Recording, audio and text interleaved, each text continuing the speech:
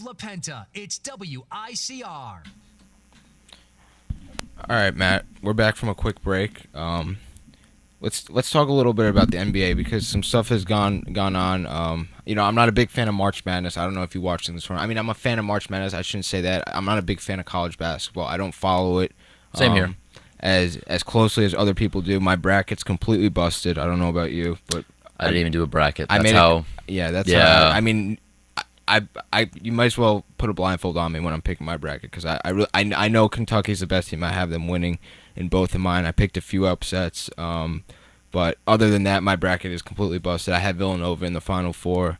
I have Duke and Kentucky meeting in the final because I want to see Okafor and Towns and That'd be Cauley fun. Stein, the guys from Kentucky. I just want to see Potential New York Knicks exactly. players. Yeah, well, not only that, but I want to see the clash between the two most hyped up stars coming out of college this year.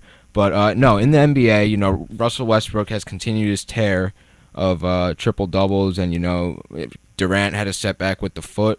He's going to be out indefinitely, which I think means till the end of the season. Which brings up an interesting question slash proposal that I'll get to. I'll throw at you in a minute. Okay. But you were telling me how the Spurs, put a beating on the Thunder last night, and I go and check the score, and they lost by like 30 or 40 points. So Westbrook has been slowed down finally. He was, yeah. Actually, it was funny. There was a stat that was thrown out there. I forgot who had it, but road teams yesterday were 12-1. Wow. 12-1, and that is the highest winning percentage ever in NBA history. And the one home team that won. Can you guess who won? Yeah, it was probably the Spurs. Very good. The San Antonio Spurs, who put, like you said, the beating on Oklahoma City, 130-91. I mean, They were in it the first quarter. They were in it, but that was about it. The rest of the game was just by halftime they were down. I think they were down by like 15 or 16 points. So you knew that it was going to be a tough game. San Antonio obviously, lost against the Knicks last week. Yeah, that was awesome. I have to say, I actually watched the fourth quarter of that game. I got a text from a buddy of mine. He goes, "Put the Knicks on." I'm like, "What?" He was like, "They've been in the game for 3 quarters. Try watching the fourth quarter." Because I stopped watching. So I'm like, "All right, I'll put the Knicks on," and they end up winning the game. And I'm jumping up and down like they clinched the playoffs. But no, going back to the Spurs and the Thunder, I think I didn't watch the game like I said, but just by thinking about what OKC has gone through, they lost Durant, Right. Ibaka's injured, Westbrook sort of carrying the team. They got a couple younger guys, Dion Waiters, Anthony Morrow, blah, blah, etc., whatever. I just think that that's a horrible matchup for them. Especially not even the fact that they went on the road to San Antonio, which is a tough place to play, but they just don't match up well with the Spurs. The Spurs are a very fundamental team. They play great defense. Popovich is just a genius. I mean, Yeah, he's just one of the most exactly, yeah. underrated coaches ever. I mean, any sport. Yeah, so I'm not really shocked that they lost. But 40 points, that's kind of embarrassing. Well, and the Spurs were healthy. I mean, obviously, Yeah. like you touched on too, the Thunder are not healthy. You're relying a lot on Westbrook to put on his shoulders, and Westbrook, for all account and purposes, he didn't have a great game. Compared to the triple doubles he's putting up every other day. He finished with 16, 7 assists, 4 rebounds. But I mean, if you look at the Spurs, they had I think 7 or 8 guys in double digits in scoring. Kawhi Leonard just a monster. Tim Duncan had fresh legs last night, and it's a good night when Kawhi Leonard only plays 23 minutes, Duncan only plays 27, Parker played 27. Then you got a lot of guys that on the bench got to play, and they have a deep bench too. That's the thing with Yep. Spurs. You have Diaw, you have Bellinelli, you have Ginobili. You have Mills. I mean, you have a lot of good players on that San Antonio Spurs bench, and Oklahoma State's got decent guys too, but they have more shooters. They have Novak out there. You have Anthony Morrow, DJ Augustine. But like you said before, it's a big loss when you lose Ibaka, when you lose Durant, who's basically the heart and soul of that team. But yeah, it was a tough loss. I mean, that was just a shellacking last night, but the San Antonio Spurs. And speaking of shellacking, here in New York. One of the road teams that was part of that 12-1 winning percentage was the Clippers, who also beat the New York Knicks by 30. I think it was 111. What was it? 111 to. Let me pull it up here real quick. 111 to 80.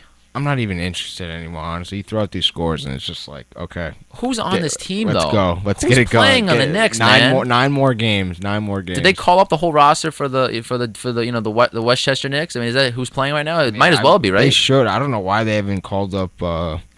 What's his name? Thanasis Dendakumbo, the brother of Giannis, the Greek freak from Milwaukee. But he should have a spot on this roster. There's 9 games left. Give him a look in the NBA.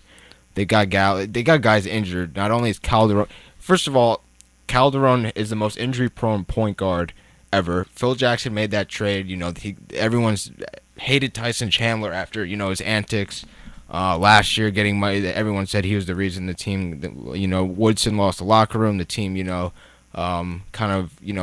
got a little bit separated in terms of their chemistry and whatever. So everyone blamed Chandler. So Phil goes and trades Chandler back to the Mavericks, and along with Felton's contract. That was the big piece to get rid of Felton, but right. They could have released him. Exactly. It wasn't a big cap. It was like $3 or $4 million. But they take on Calderon, and I just read the other day and Dallenberg that Dallenberg is no longer on the team. I just read the other day that Calderon's got this enormous he's got like $8 million due each of the next 2 years.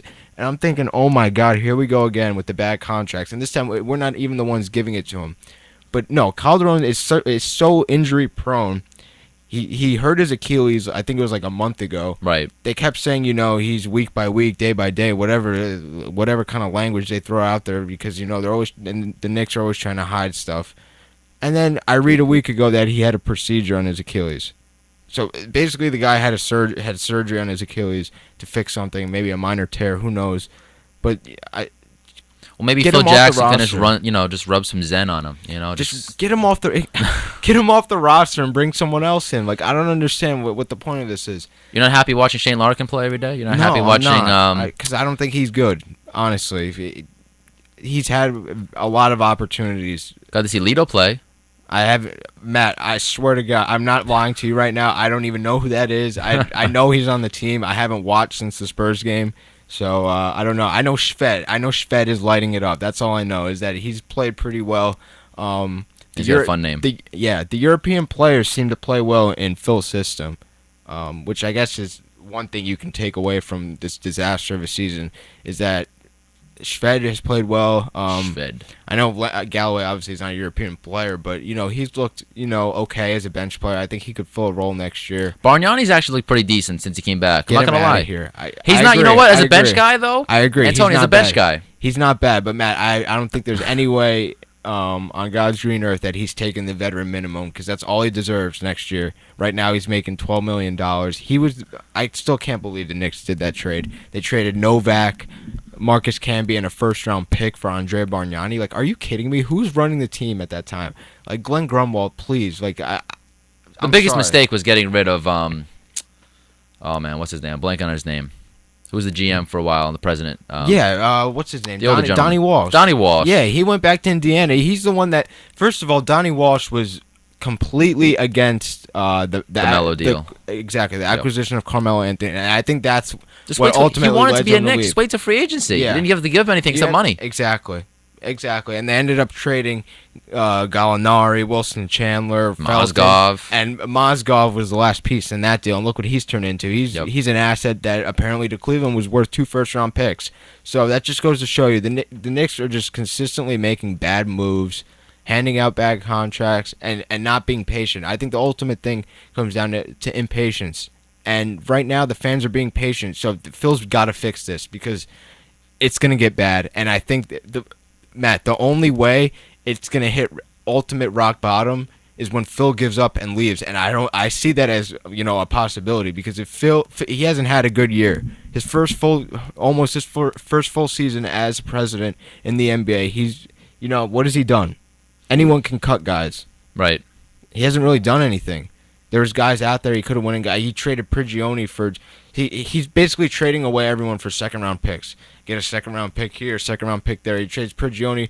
Prigioni's worth 2 second-round picks, but J.R. Smith and Amon Shumpert are worth Lance Thomas and 1 second-round pick. It just doesn't make sense to me. That's the thing, because Phil Jackson, the hiring of him as team president and basically a GM, he's never done it before. He's always Yeah. been a coach. He's been one of the best coaches, but again, he's also had some of the best players on his teams. But nonetheless, it's his system that he needs to run. So if you're delegating to Derek Fisher, run the triangle offense, run this, do that, you can only do so much when you're sitting up at a luxury box upstairs.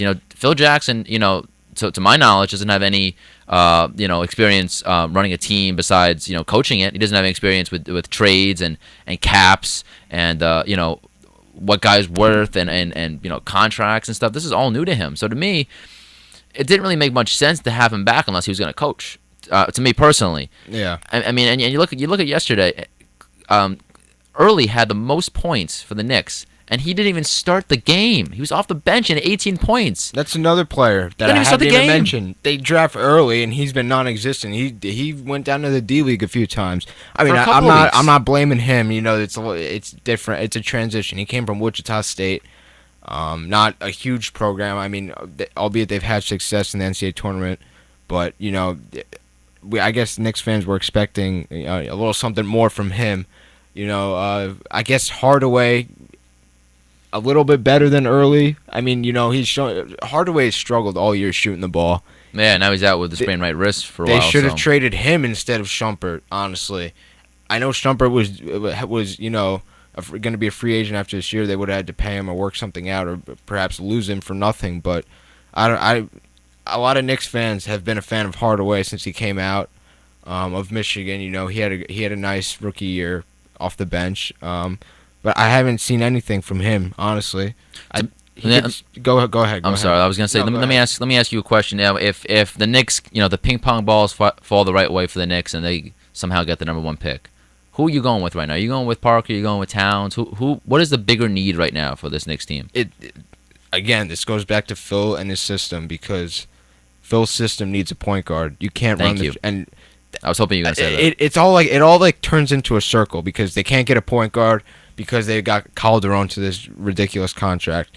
They need a big man, but Monroe's going to be a unrestricted free agent. He's out there. I mean, there's guys out that you can get to fill that big man role, because big men Right. in the NBA now are not big men what they were 15 years ago. Yeah. And it's a completely different game now considered with big men now. So It's it's really tough. like you're right. Point guard was a much more critical position, I feel, in the NBA game now than it was even 10, 15 years ago as well. it's tough because from what I'm hearing, Okafor and potentially Karl Anthony Towns from Kentucky can be, once in a generation players. Right. Especially Okafor. We know what he can do. He's a big body. He can rebound. He's athletic. We know what he can Got do. the low post scoring. Yeah, he's a great scorer, and I think he would fit in. But we talked about this. You're gonna have to groom him, and Carmelo can't afford those years. He's 31 years old. Yeah, he can't afford to waste a couple years. Man, I could go on about the Knicks for a long time because it's just so frustrating, and I'm not seeing The progression that you wanted to see. not only the progression. I'm not even seeing a vision at this point. I don't know what Phil's gonna do. I don't know what he's gonna do. Maybe he's got something up his sleeve during during the draft. Who knows? I mean, there's still potential that he could trade that pick. I mean, you trade it and you try to get a guy like a Westbrook back in it. I mean, if you're in win now mode, Yeah. do you do that? I mean, because either way, if you trade, let's say they do get either the first, second pick, so you're either gonna get Okafor or probably Town to the two guys that are at the top of everyone's board right now. Those guys are not just gonna walk into the NBA and be stars right away. It's probably gonna be more of like an Anthony Davis progression, where it's gonna take probably 2 seasons usually to get their kind of feet ready and wet in the NBA. So, especially like you said, you got a great point about Melo. Melo is 31, is coming off knee surgery. The window is closing for this team. Especially with Melo on it. The next guy that they draft, if they do decide to keep him, is going to be probably the essential leader of the team going forward, because he's going to be the young guy, and he's going to be a star studded player hopefully. But if you're in a win now mode, does Phil Jackson get an inkling maybe to give it a trade? Try to see if he can get a point guard from somewhere. Is that even a possibility? It's my last thought on this because we're up against the clock. I know you mentioned to me Westbrook for the first round pick. Obviously, after watching the past couple of weeks, I've shifted my opinion a lot. I think they should do that in a heartbeat. Westbrook is unbelievable. I mean, it worries me a little bit that he needs the ball in his hand. He's more of a scoring guard rather than facilitator. But I don't see any way that OKC is going to trade him. Durant is the question mark because, there's inklings that, he might leave for Washington. He's got 1 year left on his deal.